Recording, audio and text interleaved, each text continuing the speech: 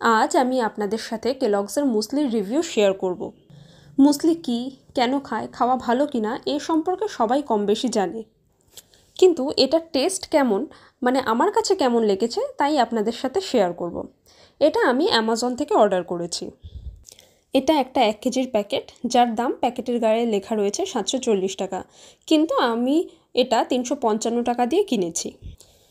এর মধ্যে রাগি, barley, corn এগুলো তো রয়েছে, এর সাথে রয়েছে পামকিন সিড মানে কুমড়ো বীজ, জাম, কিশমিশ, এছাড়াও আরও অন্যান্য অনেক কিছু। এটা আমি দুধ দিয়ে খেয়েছি, চাইলে অনেকে শুধু মুখেও এটা খেতে পারে। আমি অ্যাপেল অ্যাড করেছিলাম এর মধ্যে, কিন্তু মধু বা চিনি এসব কিছু অ্যাড করিনি। তোমরা চাইলে মধু মিশিয়ে খেতে পারো।